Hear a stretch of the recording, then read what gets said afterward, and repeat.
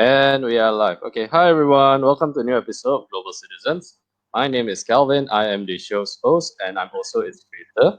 So, for those of you who just tuned into the show for the very first time, Global Citizens is a platform to invite those who have experienced multicultural lifestyles, such as, for example, third culture kids like myself, expatriates, nomads, and international speakers, because those who are of those who have reached a certain levels would have been a constant world travelers because they need to travel in a different part of the world in order for them to actually impart their knowledge.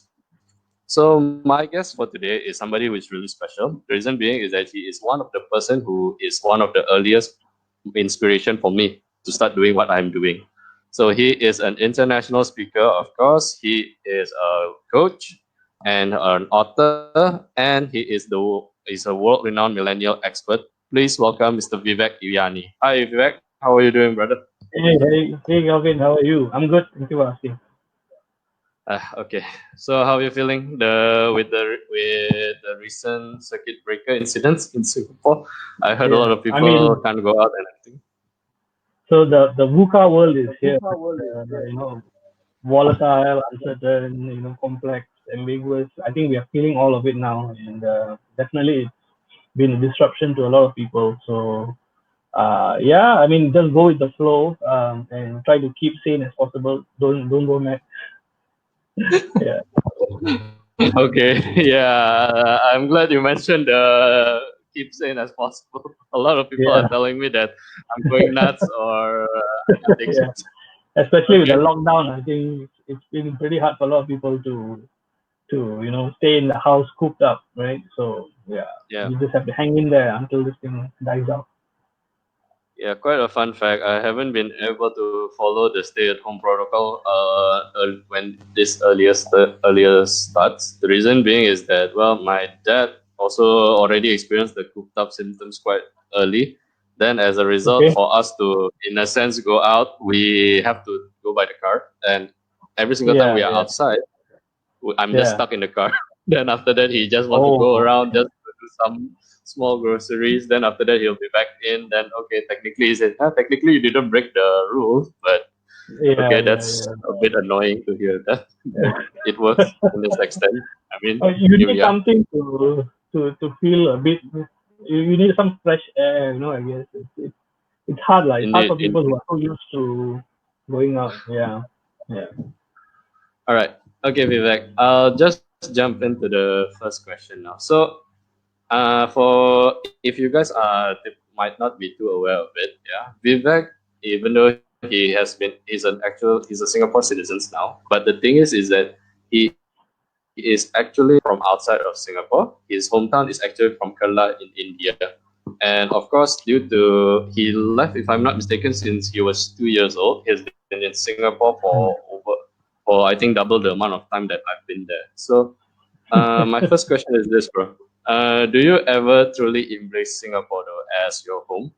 And also, right, because of the international exposure in your life of it, do you feel that it helped change the way you see things in a different way? Yes, of course. So, when I was growing up, I pretty much have always been in Singapore. From my nursery days all the way until primary school, secondary school, junior college, and my education. And after that, I went in to do the national service. So I have grown up with, I guess, one leg here in Singapore and another leg in India. So we were permanent residents for over 20 years, I guess. It was only after national service that we decided to commit as Singaporeans.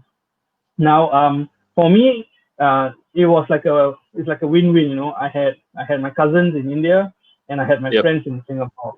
So Yep. I always felt like I was welcome in both countries. I never felt like this place I don't feel like I fit in. I felt like I fit in both sides. So I always felt like I'm more of a global citizen rather than like, oh, I'm just from this country and I only follow this kind of culture. And I guess the beauty of it as well is now that I'm traveling to different countries, I understand, how um, understand how, like, being in a background from where I was. how other people think, I could relate to it because in India we think in a certain way, the culture thinks in a certain way.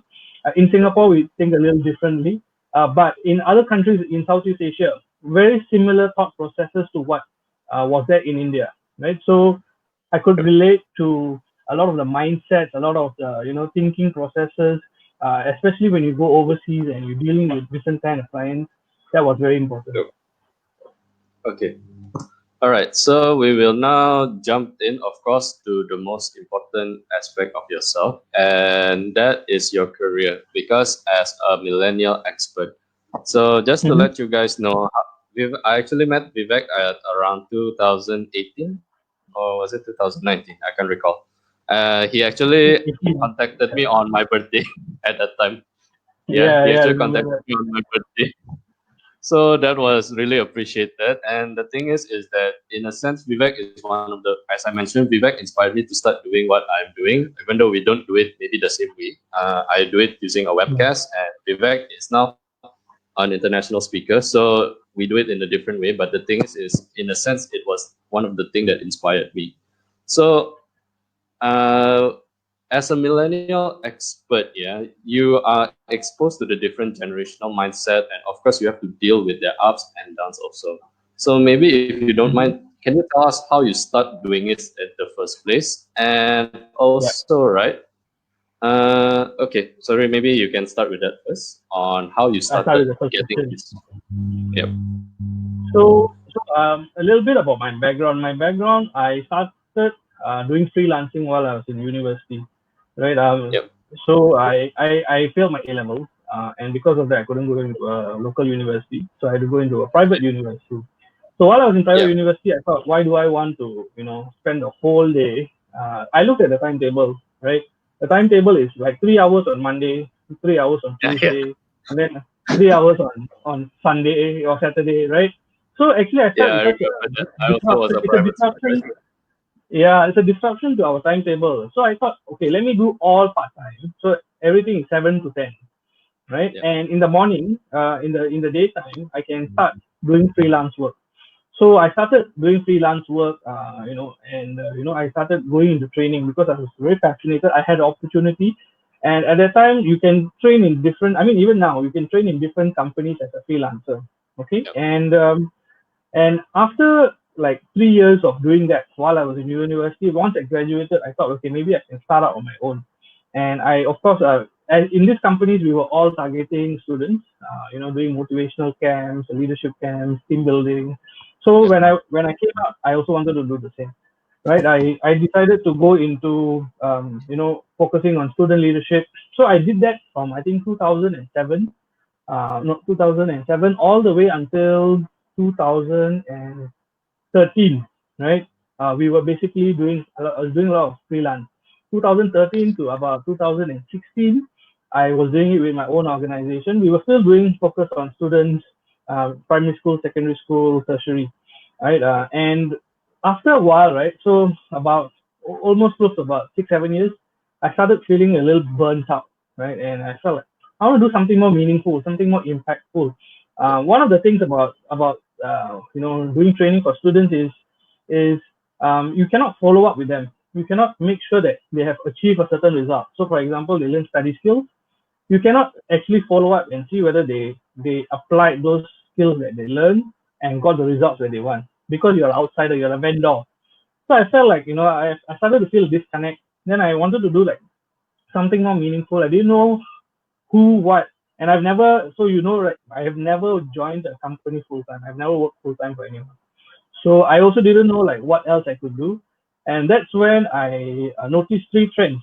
Now I was because I was really looking at how can I reinvent myself, how can I reset and reinvent myself. How can I do something maybe for the corporates? I was thinking about all these things, but I had no idea. So what I started to do was look at what skill sets I had. So when I looked at my skill sets, my advantage is I work with students since 2007, right? And then I also noticed a few things during that time as a freelancer, as an entrepreneur.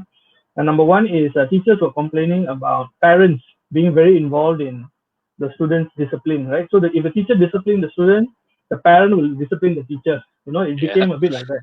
The teachers are a bit afraid of the parents being very involved. Yeah, Second thing because is it's when their I was in the career at army. the line. Yeah, exactly. So, it was what that's the first thing. The second thing was when I was in the army, I noticed that the warrant officers, these are the ones who are above 40 usually, right? 30, late 30s, above 40. The warrant officers, the inchecks we call them. Yeah. They had a lot of issues working with the younger generation officers, right? And they had a lot of issues. So communication issues wise, they had like ego clash, they had communication breakdowns.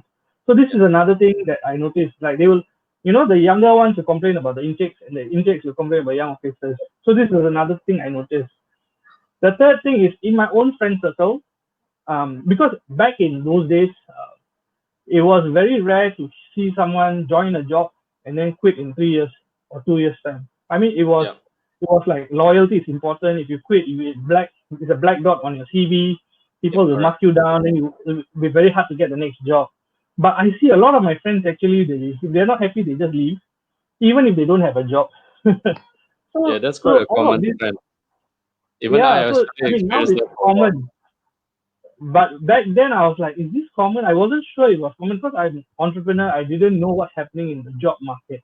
But after, so what got me interested to explore what's happening. So there's three trends pointing to something that needs to be explored. So when I, started looking at this, I just put younger generation, younger Yeah. generation problems in Google. Then I realized, wow, this is a huge problem everywhere, right? So, but nothing very focused on Asia. Everything is a Western-based demographic. Everyone talks about, how millennials in the US are spoiled, right? And then they take that and they copy paste it for everyone in Asia, everyone in the Middle East, everyone, in other countries as well. So I felt there was some kind of a gap there that needs to be filled. So I thought, okay, I have experience working with these students. At first, I thought I'm not millennial. I thought I am Gen Y, right? Then I found out that actually Gen Y, the name has changed to millennial, and millennials are usually from 85 to 99. Yeah. So at that time, I of course I didn't know all these, what generation is what year and all those kind of things. So when I found out I'm millennial, then I was like, okay, so I'm millennial. I have experience working with the 90s millennials who are like maybe 5 to 10 years younger than me, right? In the schools. Then I also have experience working with them in the army, right? So maybe I can go into this. I can do some research. Yeah. So what I did was I started interviewing my friends, and then I asked them different questions. What are the problems you have? So a lot of them shared with me, right? Like they don't like their job, they don't like the corporate atmosphere. They feel like they should be doing something else, but because they already invested in the a university, they feel like okay, I became a engineer, so I must do an engineering job, and they don't know what else they can do. They don't know what other options they have. So all of this, I realized, is actually what they call the quarter life crisis. A Yep. quarter life crisis is what you go through in your mid 20s, where supposedly everything your father and your mother said, right? Study hard, do well, get into a good school, get good grades, Yep. and get a good job, and you'll be Yep. happy for the rest of your life. They tick all the boxes, but they are not happy. They go to work, they feel like zombies, right? They feel like they are missing out on life. Then they look at social media, they look at their friends, they are living their life, right? They're working in Yep. startups, Yeah. cool Yeah. working places, promotions, this and that. So quarter life crisis was a real thing. So that's when I decided I wanted to really share how millennials can overcome this quarter life crisis and get a breakthrough. How to get the clarity, how to decide what direction you want to go in life. Do you want to pursue entrepreneurship? Do you want to pursue full-time job? What kind of career? Do you need more than one career? Do you want to do like a side gig? Right? Do you want to do have multiple income streams? Yeah. So that's exactly how I came into this millennial space. Yeah. Yeah. Okay, first off, I need to give you a round of applause. Yeah, because that all of the points somehow hits on the note. This is actually a really Yeah. cool phenomenon on my own niche, actually. So, earlier you mentioned the age gap of millennials is from 1985 to 1999, right? Okay, so I noticed that when I first started doing this, I actually used to create articles. The very first topic I created is on millennial. That one was inspired by your own book, Empowering Okay. Millennials. So Yeah. at that time, I noticed that there is a trend called the globalization that started in the 1990s. That is when, Mm-hmm. because I think that was the earliest part of social media also, and with the internet Yeah. generation. But more importantly, Yeah. that is when everybody start to cross culture. So one person go from one country to another. I think Yeah. several of my guests actually are childrens that is born of this. This is what we call a third culture kids because we grow up Yeah. outside of our parents' area. So as a result, Yeah. we develop a different mindset of our own because we have to see issues that might not be common at where we are from. Yeah. Maybe we would see Yeah. issues like racism or maybe different skin Yeah. tone, and as a result, it developed a certain perspective of our own.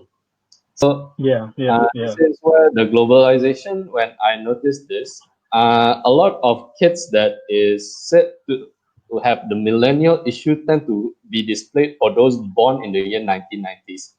So that is why I Yeah. actually was wondering, is there a clash between those who grow up in the millennial generation, or is it that they grow up in the multicultural generation? And earlier you mentioned on the issues that the millennials have faced, and that is maybe being called lazy, entitled, and they have no sense of loyalty. Am I right? I think this is the common issue, right? Yeah. That's a common stereotype that they have. Yeah.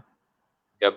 Okay, so is it fair to say that there's the particular reason for these three of them? Let's say for their laziness, it's not because they really are not willing to do anything, but it's because they are not motivated by what they are doing. Whereas the Mm. lack of sense of loyalty is something that TCKs tend to have. It's not because we don't care about the company. It's because we are so used to moving around or at the different parts of our life that we just cannot have that attachment because it's extremely painful when we have to move on to a new place. Yeah. So do you think Yeah. this is Yeah. an issue that is shared by the millennial also? Whereas for the entitlement, I think it's because we came from uh, the baby boomers generation, our grandparents or our parents' generation, to be specific. Mm. They Mm. have went through the hardship. They don't want the same issue that happens to us. So even Yeah. though we can't blame them because they work hard for it, as a result, we Yeah. just feel that we tend to be too entitled for it because our parents gave us everything that they don't have at that time.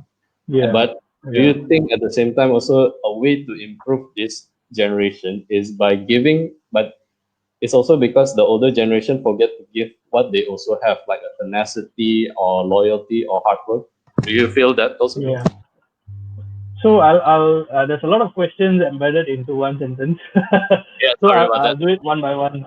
I'll do Yeah, it yeah. one by one. So lazy, entitled, and what else? What was the other one you mentioned? No loyalty. No loyalty. Okay. So we were talking about globalization, right? So Yep, you have to understand that the world before globalization, before the internet, is very yep, different from the world that we are living in today.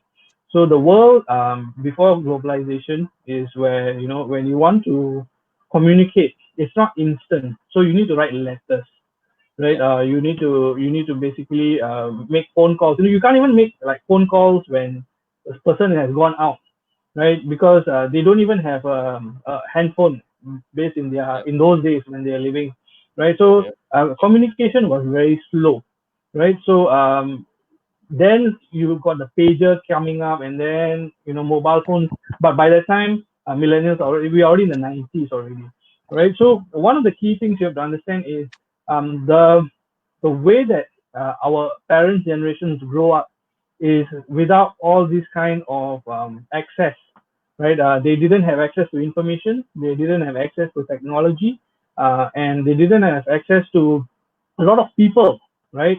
The network, they didn't have access to the network. But today, thanks to the internet, we have the technology, we have the network, and we are able to get instant gratification, right? If you want to communicate, it's very instant. So you understand the expectations are very different. So in the parents' generation, when they go, they were living in an economic time where if you get a job, that is your iron rice bowl. You must protect it, right? That's Yep. where it's going to feed you for the rest of your life, and make sure that you don't live in poverty. You don't live below the poverty line, right? Because Yep. those days, we weren't as well to do, right? So that was one of the key issues. So everyone, especially the middle class generation, middle class, they would value their job as the most important thing. So how to get the job? The only way to get the job is through education and through certificates. So Yep. certificates like the degree, your diplomas, the more education you have, the higher paying job you have.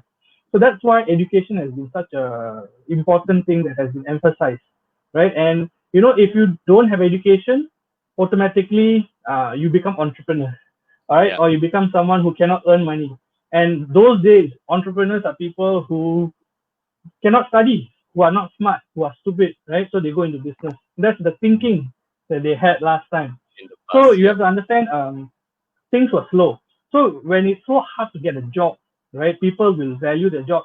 They are willing to do a lot of sacrifice, right? Yep. And they make sure that they don't lose their job. They are very scared to job hop. They very scared to jump to another company because there's no guarantee, right?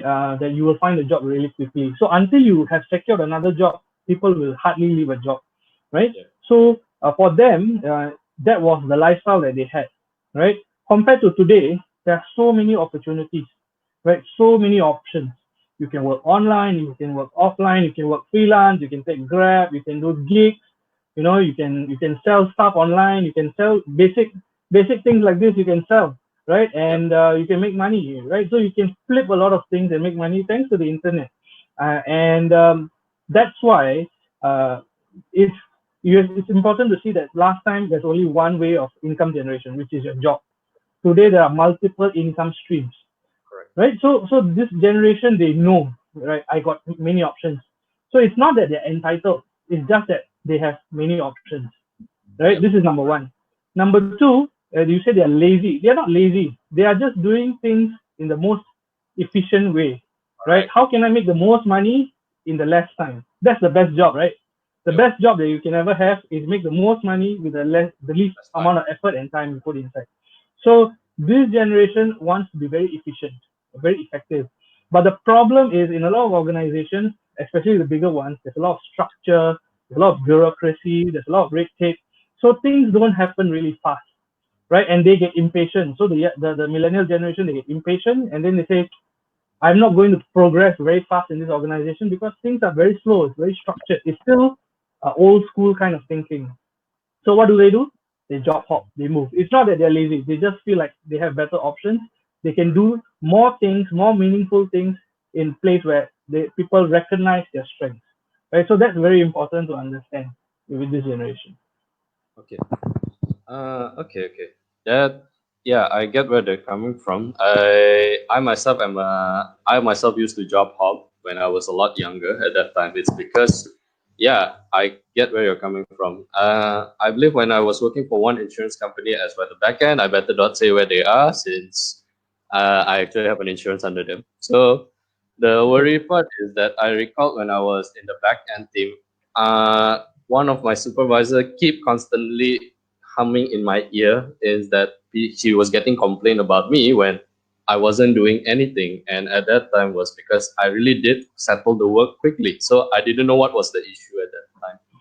Okay, Yeah. Vivek, this is something that is, I think it persists from the olden days until now. Okay, do you still believe that micromanagement is relevant in today's working world? I try to defend this concept is because it's not that I don't think micromanagement works, but it works in certain areas like whereby life is at stake. Like for example, maybe in the healthcare industry, a surgeon, for example, or maybe in the F&B, because they need to check to ensure that there's nothing wrong with the food. Because if it's served, then after that something happened, then they are liable for lawsuit. But because for them, Mm-hmm. they have interval timings, they have shift-based work, so it allows the superior to bond with the subordinate. So as a result, it really does show them that work is work. When we are outside, we are fine with it. But in a Mm. typical MNC that we the trend of micromanagement has been carried over from the past. So how do you think that Yeah. is still relevant in today's working world? I think the reason we have micromanagement is number one. This is it's like our parenting, right? If my parents were beaten up for discipline to be Yep, have a good behavior and character, then when they yep, grow up as parents, they will also beat their children because that's what they learned, right? So yep, a lot of the leaders, when they were entering the workforce, they were micromanaged, and that's yep, how they felt like good quality work is ensured, and they felt yep, like because you were tough on me, I am able to perform very well, right? So that's the mindset as they come up. So what do as they become a leader? They expect the same thing, right? So they expect that they know that they have to micromanage. Um, the whole idea of micromanagement comes from the fact that there's no trust within the yep, relationship between the supervisor, the leader, and the person who's under the team that's under him. So if there's no trust, micromanagement will definitely happen. Now, of course, in high risk situations, it is very important, like you mentioned, right, when lives are at stake, it is very important to have micromanagement as a process, right? yep, Not as a leadership style, but as a structure, as a process that everyone goes through, so that it is the best for all involved. Everyone involved is the better. It's better for everyone involved. But if it doesn't make that an excuse for everyone to micromanage, yep, especially if the micromanagement is resulting in more conflicts, is resulting in a lot of fighting, is resulting yep, in a lot of clashes, then yep, it means that one person feel like he's doing good work, but I'm still not being trusted, and another person, the leader, is not unwilling to let go of his old style and adopt a new style. So they are not yep. being agile. They are not being flexible. They are not Visible. adapting their leadership styles based on what their followers, what their teammates need from them. So I don't think micromanagement must be a thing because it shows a lack of trust. Once the trust is built in, I believe micromanagement can disappear. Yeah. Okay, okay. Yeah, that's actually a really, really cool point to mention. Yeah. The thing is yeah, micromanagement can be part of a process, but like for the jobs that I mentioned, at the end of the day, they have a certain interval that allows them to actually bond so that people know what is their true intention. But if with with him being the like how become a modus operandi, how we work in the office, then it's not something that is Yeah, very efficient. Okay. yeah, I actually I want to highlight a bit on your earlier point here. So mm, in today's society, especially if you're an entrepreneur, how can you find an ideal mentor in a sense? The thing is this. If you, as what you mentioned earlier, if let's say maybe if being micromanaged in the past is makes me feel tougher, then as a result, this mindset is carried over to an organization or somebody who is also your mentee. So a lot of mentors, especially if they are of older generation, will carry this mindset. But if you are in the younger generation, you might not be able to gel perfectly with them, and in fact, you might not even gel at all. So as a result, counterculture results in feud, arguments, and of course, you might lead to unnecessary rivalry. So how do mm. you feel that those who are on entrepreneur, especially a millennial generation, if they want to find one, what kind of traits do you feel they should be looking for? Even if, as I mentioned earlier. Right. So I think it's very important if you want to find the ideal manpower. Is that you will not find it. You must accept it. A Yeah. few things: you will not find someone who will be ideal. You will have a best fit, but you will not have someone with all good qualities and zero bad qualities. So Okay. instead of looking for ideal employee, look for instead of looking for a perfect one, look for someone who has the best fit, a best fit for your organization. The second thing is, especially for the younger generation, they are a little bit more open, right? They don't care whether you are gay, you are lesbian, Yeah. they don't care whether you have different political views. They don't really care about all those things. We love diversity, so we actually embrace a lot more people, a lot more races, religion, whatever it is, doesn't matter. We embrace. So what I find that a lot of my friends who are millennial entrepreneurs, when they hire, what they do is, I have a position. This is a position. If you have been following me on social media and you know a little bit about my company and you're interested to work with me, join my team, please write in. Please don't send me your CV. I don't want to see your CV. Just share with me why you think you will be a good fit with this organization, with my organization. And if I like your answer, we'll schedule an interview. So I think the good thing about that is, it is based on how well the leader is able to gel with the employee, right? Yep. That's basically the most important thing. If they can think creatively and work together as a team, automatically you are finding someone who's aligned to your mindset, who's aligned to your belief system, aligned to your values. And it's not easy to find someone like that. It's like finding a life partner. It's not easy to find someone who thinks like the same things. The important things are the same. It's very hard to find that kind of alignment. So that's why today a lot of companies, they are developing their employer brand, because even before they hire you, they the millennials need to know what this company is, what they do, why they do it, how they do it, and then they must like the company as a whole before it becomes a good fit. So all of these factors are very important. When millennials are looking to find the right fit, you need to develop an employer brand. You need to have like social media. You need to showcase your personality. The founder especially must showcase their personality and share a little bit about themselves, who they are, what they do, and why they do it. And that will actually allow the like-minded people to follow you. So once you have a lot of followers, it's very easy to find the right fit, and it's even proven, right, from a lot of statistics, that these people who have been following you for a long time, when they join you, Working work landscape is because now people have to actually realize we don't always have the rights to always go out now. It has become to a point in our life that it becomes a privilege. How do you think this will yeah. affect in the working world mindset? Well, I think definitely a lot of people are seeing working from home as an option. They will start realizing a few things. Number one is, you don't need to actually go to the office to get work done unless it's some urgent kind of meeting, and it's possible for a lot of industries. A lot of industries that were resistant to thinking about working from home, now they are being forced to do it. And if they don't, if this coronavirus happens again, they know that they will be in trouble, right? Yep. So a lot of companies have started to realize, a lot of leaders, especially who are reluctant to change, resisting it, they realize the importance to stay relevant, right? To be able to continue business as usual, even in pandemic situations. Okay, so that's the first thing. The second thing is, the recession is going to come. It's inevitable, right? The kind of impact that coronavirus has had is more than whatever we've faced so far. So definitely a recession is going to come, and as a result, unfortunately, a lot of people are going to be laid off from their jobs.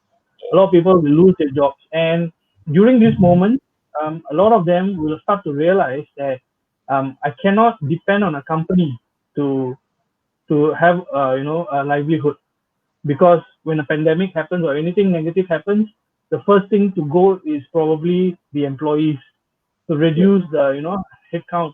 So they realize that it's important to have other sources of income streams, so that they can continue life without. It's like insurance, but having multiple streams of income coming in.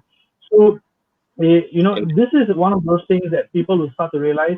So what we're going to definitely see is a shoot in people who want to enter business, who people who are fed up with working in a company. Those people will start realizing, maybe it's time. This is the right time for me to really focus on what I'm very very passionate about. For those people who are going through a midlife crisis, they are unhappy in their jobs, this break, this lockdown period that they had, is a good time for them to actually, they will start reflecting, actually, am I happier now because I don't need to go to work, or am I unhappier now because I cannot work, right? Yep. So a lot of people who don't smile on their way to work will realize that, actually, I don't like doing this job. I'm just doing it for the money, right? So if I can do something differently after this, what would I do? They will start thinking about entrepreneurship. They will start thinking what areas can I become an entrepreneur or a freelancer. How can I have time and money instead of just money? How can I have the best of both worlds? How can I enjoy life today so that if tomorrow something happens, I don't have any regret.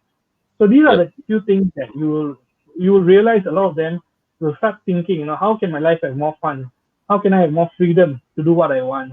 How can I have more fortune? How can I earn more money without depending on one income source? Right? So how can I break the income ceiling? Right? So in corporations, you only get higher income when you get promoted, but in Correct. business, there's income ceiling, right? Because the more the better value you offer, the more you are able to basically earn. And definitely you will see a lot of billion-dollar companies coming up from 2020 to 2030s. You will see a lot of big startups shooting up because they have learned from this crisis and they know what needs to be provided in the next decade moving forward. So these are the few changes that you will definitely see after this pandemic. Okay. In your recent Facebook post, you asked a question. If let's say now you are going to go for a TED, you are going to be invited as a TEDx speaker, what kind of question would you be focusing as a topic, right? Okay. Yes, So what now topic? I Yeah. want, okay, throughout your time as a millennial expert in this. So, first off, is what positive traits that you feel the millennials have, for one, and second is that if they want to pursue entrepreneurship, like what you mentioned earlier, because of the upcoming recession, or also because maybe they have a self actualization because now they realize that they actually enjoy more time at home. Now they actually want the best of both worlds. What kind Yeah. of lessons that they can take from older established or older generation maybe is some of the key principle I earlier mentioned is that they've already gotten everything that their parents don't have, but at the same time, of course not through the parents fault of their own, they forgot to Hmm. pass down things that they also have, positive Yeah. characteristics that they have. What do you think is gonna they need to do that for? So is your question about entrepreneurship or and Oh, TEDx more of or the character, more of the character, more of the more of the characteristic that, characteristics? Right. Characteristics that millennials need to have, yeah, and what they can take away from the older generation, right? correct. And what are the strengths that they have. So millennials as a generation, one of the key strengths that they have is they are very open-minded. So they are very curious group. They are not close to like, okay, I don't want to do this, I don't want to do that. So they definitely want to try different things, explore different things. Why is that? Because back when they were growing up, they were introduced to technology which kept changing every 2 years.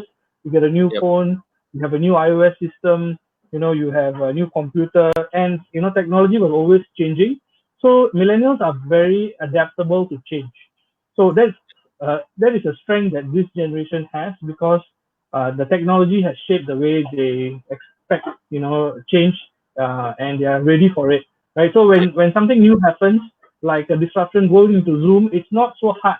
In fact, in a lot of companies, it is the younger ones who are teaching the senior employees how to use Zoom, how to make sure that the communication is perfect.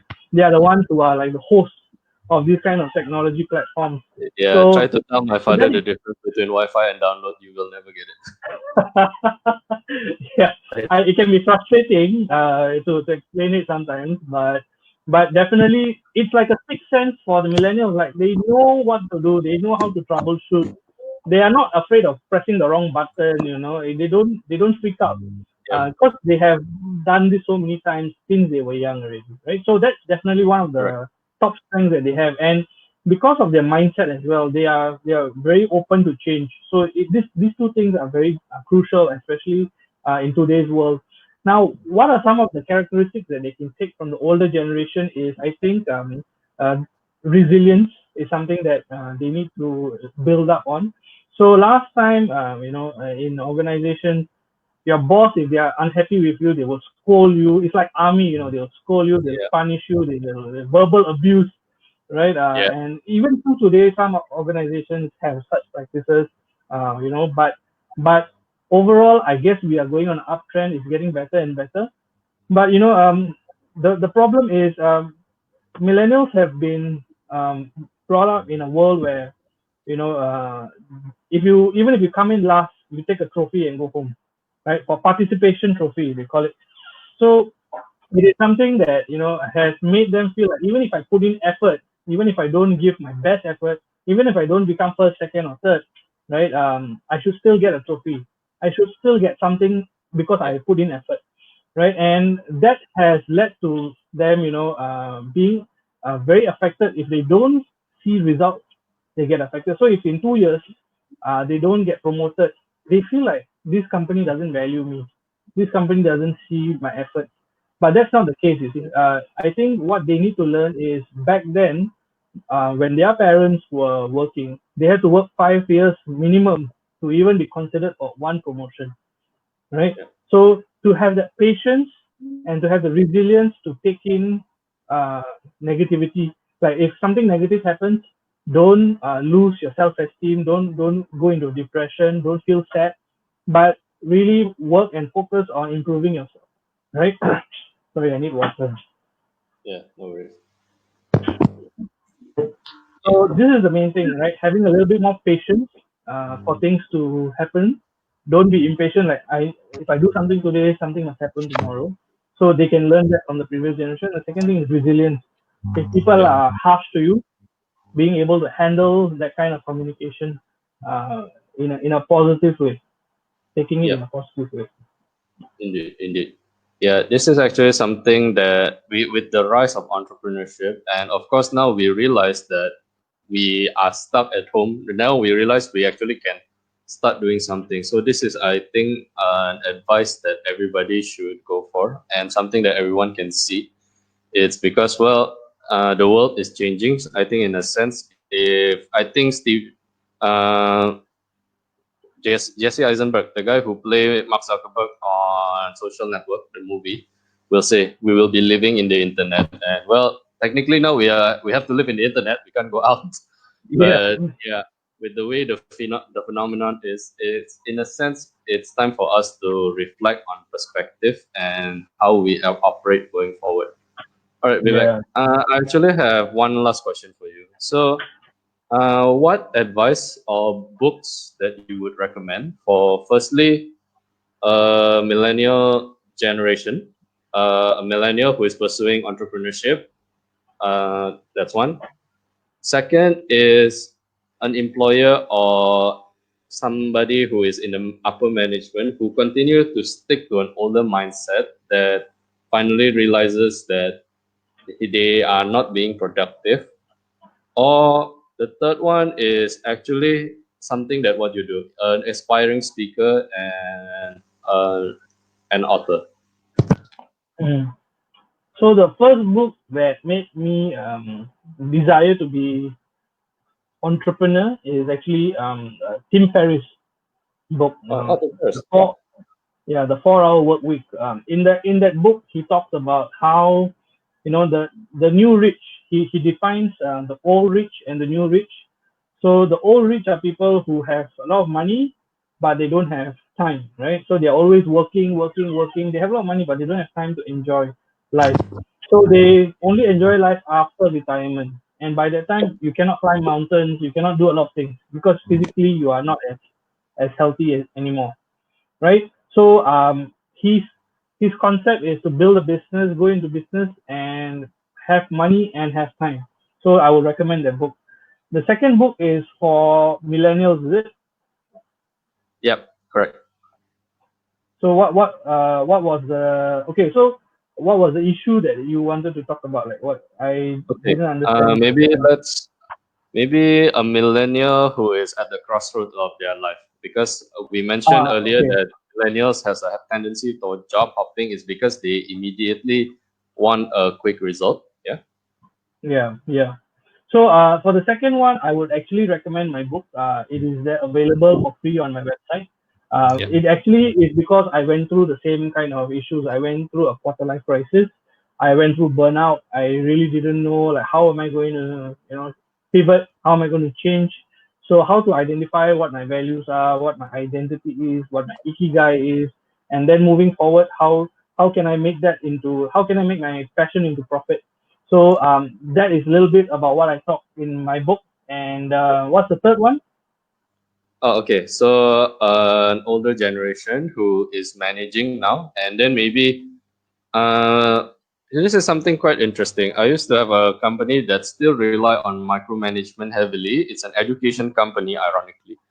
So the thing is with them is that somehow, well, they still can profit in a sense, but they have an extremely high number of turnouts. I think if the number 100 is not an understatement. So, Hmm, hmm. well, for a while this can last, but the thing is eventually they will come to a pit stop. I mean, nothing good lasts forever, right? So, Vivek, what Yeah. is your take on this? So for them to change the mindset, right, especially for older generation to change the mindset, I guess it is something that is in progress. I have not read that many books, but if you do read books on the millennials alone, on the millennial generation alone, I guess most of it will share with you how to actually pivot and change your leadership style so that you can make the most out of it. The problem with a very negative culture is a lot of people will leave the company very fast. So the Yeah, turnover is high, attrition is high, and it basically reduces their bottom line. So if they can have a lot of profit, it's reduced because they need to recruit again, they need to onboard again, they need to train again, the productivity needs to go up again. So all of this, they're wasting a lot of time, they're wasting a lot of money, and they're wasting a lot of their employees' resources as well.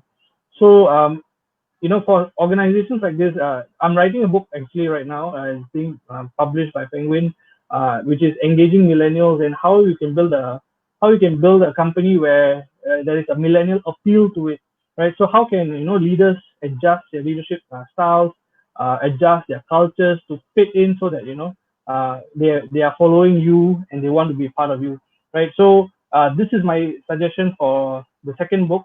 The third book is, I guess, for the those who want to be a speaker and an author and things like that, right? yeah, So if you want to be a speaker, there is definitely this new book that has come out. It's called The Successful Speaker by Grant Baldwin, right?